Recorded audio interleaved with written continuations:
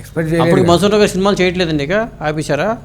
చేస్తున్నాడు ఆయన. ఒక పక్క ప్యారలల్గా సినిమా చూస్తుంది, ఇన్స్టిట్యూట్ నన్ను చూసుకోమన్నాడు ఆయన. అది చూసుకుంటూ ఉండేవాడిని. అక్కడ నాకు మంచి పేరు వచ్చింది. ఓకే. ఎవరెవరు ఉండేవాళ్ళు మీకు మీ దగ్గర నేర్చుకునే వాళ్ళు అక్కడ? చాలా మంది ఉండేవాళ్ళు, స్టూడెంట్స్ 25 మంది 10 మంది ఉండేవాళ్ళు.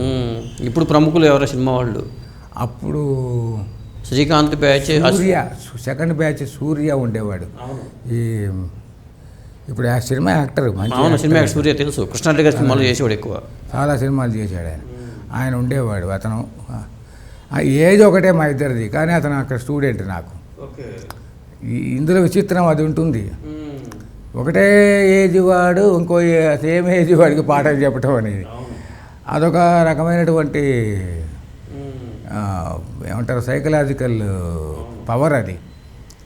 అలాగా నా ఏజ్ అతను ట్రైనింగ్ ఇచ్చాను, అతను పైకి వచ్చాడు, బాగానే ప్రయత్నాలు చేశారు. అంటే దేవదాస్ కనకాల సపరేట్గా పెట్టుకున్నారు. ఇంకోటి దేవదాస్ కనకాల సపరేట్గా అప్పుడు ఆయనకు ఉండేటువంటి ఇమేజ్, ఆయనకి సినిమా డైరెక్టర్ అయినాడు అంతకుముందే. సో ఆయనకి ఒక సామ్రాజ్యం ఉంది చక్కగా. సో ఈ వాంటెడ్ టు బి ఇండిపెండెంట్. బాగున్నాడు. ఆయన దగ్గరే బ్రహ్మాజీ, మళ్ళీ అప్పటి రోజుల్లో బ్రహ్మాజీ బయటకు వచ్చాడు, చిట్టిబాబు మన వాళ్ళంతా. సో ఇక్కడ చాలామంది వచ్చారండి. నాకు ఇప్పుడు సడన్గా జ్ఞాపకం రావట్లేదు. అంటే చిన్న అని ఒక అతను ఉన్నాడు, వినోద్ బాలా ఉన్నాడు, అచ్యుత్, వీళ్ళు మీ దీంట్లోనే కదా? అచ్యుత్ ఫస్ట్ బ్యాచ్, బందర్ అబ్బాయి ఫస్ట్ బ్యాచ్. అతను దేవదాస్ గారి మాస్టర్. ఓకే. సెకండ్ బ్యాచ్లో ధర్మాను, అదే శ్రీకాంత్, అచ్యుత్, శ్రీకాంత్ను పూరి, నేను వెళ్ళిపోయిన తర్వాత వాళ్ళు వచ్చారు. నేను రిజైన్ చేసి వచ్చేసిన తర్వాత వాళ్ళు కంటిన్యూ చేశారు. వినోద్ బాల చాలా మంచి ఆర్టిస్ట్ అయినాడు. ఇంకా చాలామంది పాపం. కానీ అప్పట్లో మీరు సినిమాల పరంగా మీరు చేసిన మొదటి సినిమా ఏది? అప్పుడే ఆ సందర్భంలోనే ఎంవి రఘు గారును ఆకళ్ళ గారు మా ఇన్స్టిట్యూట్కి వచ్చారు. ఆకళ్ళ గారు ఈవి సత్యనారాయణ, ఆయన వచ్చేసి మాకు క్యాస్టింగ్ చేస్తున్నాం కళ్ళు అనే సినిమాకి, ఇక్కడ ఆర్టిస్టులను చూశారు. చూస్తే శివాజీ రాజే బాగానే ఉన్నాడు. ఇంకొక అమ్మాయి రాజేశ్వరి అని ఒక అమ్మాయి ఉంది అక్కడ, ఆ అమ్మాయిని తీసుకున్నారు. తాళ్ళూరు రాజేశ్వరా? కాదు, ఆ అమ్మాయి రైల్వేలో పనిచేస్తుంది, థియేటర్లో చదువుకుంది ఆ అమ్మాయి. తర్వాత విశాఖపట్నంలోనే కొత్తుర్తి భాస్కర్ రావు గారు, ఒక పెద్ద యాక్టరు, థియేటర్ ఆయన. తర్వాత వాసు అని విజయవాడలో ఒక ఆయన ఉంటాడు, ఆయన, గుండు హనుమంతరావు, వీళ్ళందరినీ కాస్టింగ్ చేసుకున్నారు. ఒక వేషానికి వాళ్ళకి దొరకట్లా, నన్ను అడిగారు కళ్ళు సినిమాకి. నేను చేయనన్న. ఎందుకని? ఇదే నాకు ఈ ఫోకస్ ఇటు ఫిక్స్ అయిపోయిన టీచింగ్లో.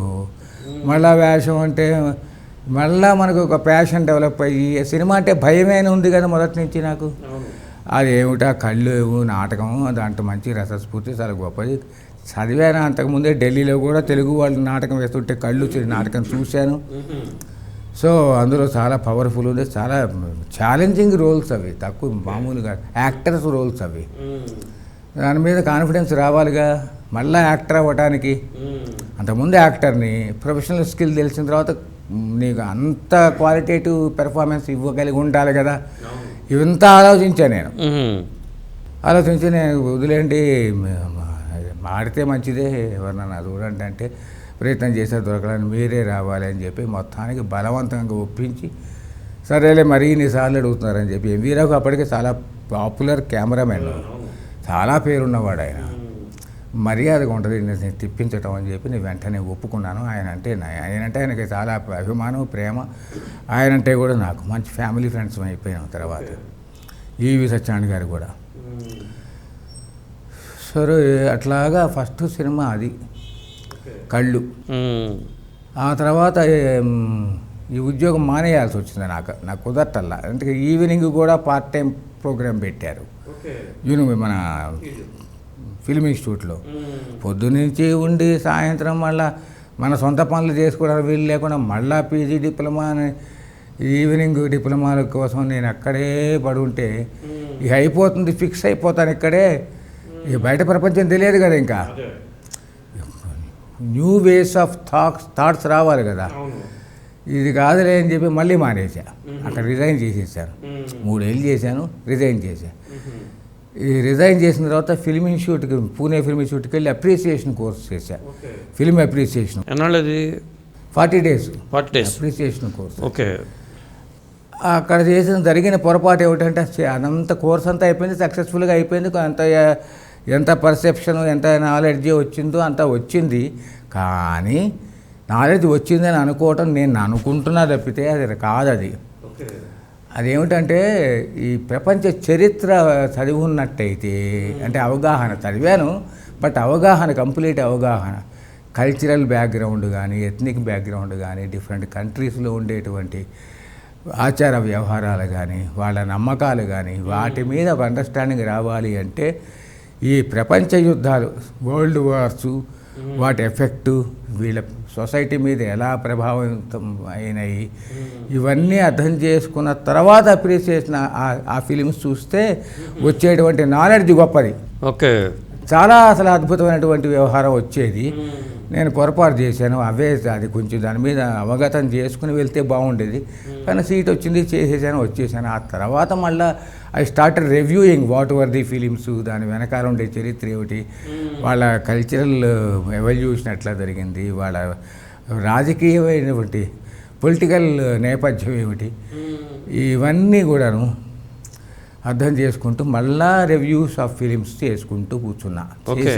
అంటే ఇది ఎంత అవసరమా నేర్పాలనుకుంటే? అది చెప్తాను, ఆ పాయింట్ లాస్ట్కి చెప్తాను. చాలా అవసరం. అది అయిన తర్వాత 88లో యూనివర్సిటీ ఆఫ్ హైదరాబాద్ వాళ్ళు school of performing arts start చేశారు. అందులో theatre, dance, communication, fine arts 4 branches of courses offer చేస్తూ మాస్టర్స్ డిగ్రీ ఇస్తామన్నారు. అప్పటికే నేను యాక్టింగ్ డిప్లొమా చేశా, పీజీ డిప్లొమా చేశాను డైరెక్షన్లో. మళ్ళా నేను మాస్టర్స్ డిగ్రీ లేదనేటువంటి ఒక బ్యాంగ్ ఉండింది. అప్పుడు ఎక్కడా లేదు మాస్టర్స్ డిగ్రీ. 88లోనే పాండిచ్చేరిలో పెట్టారు, హైదరాబాద్ సెంట్రల్ యూనివర్సిటీలో పెట్టారు. దానికి అప్లై చేశా, నాకు సీట్ వచ్చేసింది. అక్కడ చిన్న మిరకల్ ఏమిటంటే ఇంటర్వ్యూ చేస్తారు కదా, ఇంటర్వ్యూ చేసే ముందు, అంటే ఎంట్రన్స్ కాకముందే ఫస్టే ఇక్కడ పెడుతున్నారు పెర్ఫార్మింగ్ ఆర్ట్స్ మాస్టర్స్ డిగ్రీ, వాళ్ళకి ఫ్యాకల్టీ కావాలి, మీరు వెళ్ళి అర్జెంటుగా ఆయనకి వాళ్ళని కలవండి, వాళ్ళు ఇక్కడ ఉన్నారు అని రవీంద్ర భారతిలో నాకు రాజారామదాస్ గారు చెప్తే నేను వెళ్తే భద్రీనాథ్ కృష్ణమూర్తి గారు వైస్ ఛాన్సలరు, ఇంకో డీన్ గారు, 4-5 అప్పారావు గారు, పిఎస్ఆర్ అప్పారావు గారు కోఆర్డినేటర్ అప్పుడు, ఆయన వీళ్ళందరూ అక్కడ భద్రీనాథ్ కృష్ణమూర్తి గారు ఒక్కడే తెలియదు నాకు, మిగిలిన వాళ్ళందరూ తెలుసు నేను ఎవరో.